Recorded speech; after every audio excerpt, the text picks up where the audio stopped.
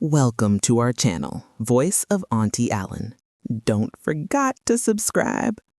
The humid air of the French Quarter clung to everything like a lover who wouldn't let go, thick, sultry, and laced with the faint rot of the Mississippi just a block away.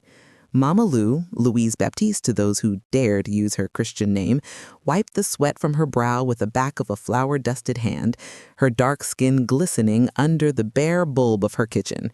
At 69, her fingers were gnarled from decades of wielding cast-iron pots and filleting catfish with a switchblade precision that could make a surgeon jealous.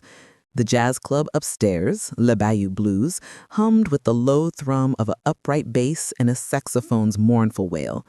It was her father's place, built in 1952 from scavenged cypress wood, and a dream that jazz could outlast segregation. Papa Lou had played trumpet for Louis Armstrong once, back when the Quarter was alive with colored musicians dodging Jim Crow after dark. Now it was hers, and the savings tucked away in the floor safe, $120,000 from careful scrimping, tips from tourists who thought her etouffee was exotic, were meant to keep it breathing when the floods came or the rent hiked again. That morning, as the first light filtered through the lace curtains she'd sewn herself, Mama Lou brewed chicory coffee strong enough to wake the dead. She sat at the scarred oak table, her reading glasses perched on the end of her nose, scrolling through her ancient flip phone. Social media wasn't her vice, too many filters on the truth, but her niece Jasmine had insisted she get with the times last Christmas. "Auntie Lou, you gotta see this. We're viral," the girl had squealed, her acrylic nails flashing like Mardi Gras beads. Now, Mama Lou tapped open Instagram, and there it was, Jasmine, 28 and all sharp edges and sharper ambitions, grinning in a sequin top that screamed Bourbon Street knockoff, arm in arm with her boyfriend, Devin. He was a promoter with a gold tooth and a Rolodex of shady club owners, the kind who booked acts that lip-synced to trap remixes of Zydeco. The photo was captioned, "Rebranding the soul of NOLA, from dusty dives to voodoo vibes at Eclipse Lounge. Crawfish boils with a hex, baby. Hashtag Mardi Gras magic. Hashtag Bayou Boss. Thanks, Auntie Lou. $ crocodile." Behind them, a neon sign flickered, Eclipse Lounge, the name they'd slapped over Le Bayou Blues like a bad tattoo. Hashtags galore, likes pouring in from influencers with 10K followers and zero taste for real gumbo. Mama Lou's coffee turned bitter in her mouth. She set the phone down, her heart thumping like a second-line drum. The club was closed for renovations, Jasmine had said last month. "Don't worry, Auntie. Devin's got investors. We're turning it into something modern. TikTok tours, voodoo cocktails, the works. You'll love it." But the calls had stopped after that. No updates, no visits. Just silence, thicker than rue. She shuffled to the safe under the loose floorboard in the pantry, her orthopedic shoes whispering against the linoleum. The combination, her father's birthday, 7/14/52, clicked open, empty. Not a single banded stack of 20s. Her breath caught, a rattle in her chest from the liver that had been failing her for the past 2 years, poisoned slow by the fumes of sizzling okra and searing andouille. She'd known about the diagnosis since the spring. Terminal, 6 months tops, the VA doc had said, his voice muffled behind a mask. "Cirrhosis from occupational exposure, Miss Baptiste. Best to get affairs in order." Affairs. Like her life was a pot of red beans left too long on the boil. Mama Lou didn't cry. She never had. Not when Papa died in '89 from a heart attack mid-solo. Not when the Hurricane Katrina floods turned the club into a wading pool in 2005. Not even when her sister Celeste passed from breast cancer in 2010, leaving Jasmine on her doorstep like an unwanted roo starter. Instead, she lit a cigarette, her one vice, menthols from the corner bodega, and inhaled deep, the smoke curling like a spirit uncoiling. "Lord, if you're listening, this ain't the time for tests," she murmured to the empty kitchen. But the saints, she knew, spoke through signs, and this was a gris-gris bag of betrayal. The bank was a 10-minute walk down Chart Street, past the horse-drawn carriages and the fortune tellers hawking alligator heads. Mama Lou moved slow, her floral muumuu billowing like a ghost in the breeze off the river. The teller, a young white girl with a pixie cut and a name tag reading Kayla, blinked at the screen. "Ma'am, the account's drained. Wire transfers to, let's see, an LLC called Eclipse Entertainment. Last one was 3 days ago, $45,000. Whose signature? Mama Lou's voice was steady, low like the hum of a washtub bass. Kayla tapped keys. Yours, ma'am. Electronic off. But it looks off. The notary stamp's from a place on Rampart. Quick Sign Notaries. I can flag it for fraud. Mama Lou nodded, her gold hoop earring swaying. Fraud. That's what Jasmine called borrowing her sequin purse in high school when the girl lived with her after Celeste's funeral. Auntie, it's just family help. You'll get it back. But the purse never came home, and neither did the trust. Jasmine was 16 then, all big eyes and bigger dreams, escaping the Ninth Ward projects from Mama Lou's cramped apartment above the club. She fed her, schooled her at the community college on hospitality.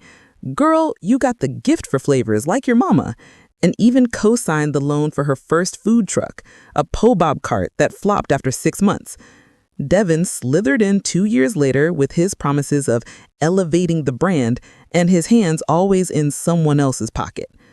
Back home, Mama Lou didn't call the police. Voodoo don't need badges. She brewed a pot of strong tea, filet powder, sassafras root, a whisper of cayenne, and sat on her sagging porch, watching the tourists stumble by with hand grenades and plastic cups. The quarter gossips would know. They always did. First stop, Miss Etta, the hoodoo woman at the Botanica on Dumaine, Celeste's best friend since girlhood. Etta was 74, blind in one eye from a botched curse back in the 70s, but she saw more than most with 2 good ones. The shop smelled of sage and sulfur, shelves crammed with mojo bags, lodestones, and vials of High John the Conqueror oil. Etta's braids clicked with cowrie shells as she felt Mama Lou's palms. Child, your line is tangled like crawfish boil. Betrayal from blood. But the Loa say, you hold the knife. She traced a scar on Mama Lou's thumb from a '98 knife fight with a drunk who wouldn't pay his tab and hummed an old Creole tune. Jasmine forged the papers. Devin's the snake oil. They signed you over last Mardi Gras when you was feverish from the flu shot. The club's in their name now, LLC'd up. But the spirits, they remember debts. Mama Lou's laugh was dry as cornbread. How bad, Ada? Can I fix it? Eda's good eye gleamed. Fix? No, sure. Unmake. Whisper to the winds. The quarter talks and Yelp reviews, they bite harder than gators.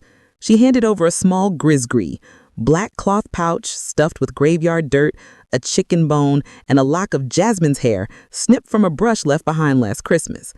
Hang it in the club window. Speak the truth soft-like. The food is false, the magic is mock. Let the ancestors carry it. And Lou, your liver is a drum beating final notes. Use the time wise. That night, as the club's renovations wrapped, neon voodoo dolls flickering where Papa's trumpet once hung, Mama Lou slipped inside through the alley door, key still fitting like an old lover's hand. The air reeked of fresh paint and cheap incense, masking the ghosts. She tied the grisgris to the curtain rod, murmuring, Papa, Celeste, hear me. Let the lies curdle like bad milk. Then she started the whispers. Not shouts. No, Mama Lou was a simmer, not a boil. First to Miss Pearl at the oyster bar down the block. Heard Jasmine's new spot served crawfish with store-bought spice. No soul, just show. Pearl, with her network of waitresses, texted her crew. Eclipse tastes like tourist trap, 1 star. By noon, Yelp lit up. Overpriced boils, no flavor, felt hexed in a bad way. Next, Cousin Ray at the Jazz Co-op. Devin's booking fake voodoo tours, chanting spells from Google, sure. Ray forwarded to his email list of 200 musicians. Boycott Eclipse, killing the roots for clicks. TripAdvisor reviews piled on. TikTok bait, zero authenticity, spirit stayed home. The hex spread like bayou fog. Instagram comments turned sour. Loved the vibe, till the gumbo hit, tasted like regret. Influencers ghosted, bookings canceled. Devin, sweating in his silk shirt, posted damage control. Haters gonna hate, real magic coming soon. Hashtag Eclipse Rising. But the Loa don't like false altars. 2 weeks in, health inspectors swarmed. Anonymous tip about unpermitted rituals. Code for Devin's backyard chicken sacrifices for authenticity. Fines stacked like beignets. Jasmine's stories went from glamorous to desperate. Rough night, but we rise. Pray for us, Nola. Mama Lou watched from her porch, sipping tea, her belly swelling with ascites fluid like a pot overfull. The pain came in waves now, sharp as filet in the throat, but she moved deliberate, like a second-line parade. Etta visited twice a week, rubbing liniments of rue and whiskey into her joints.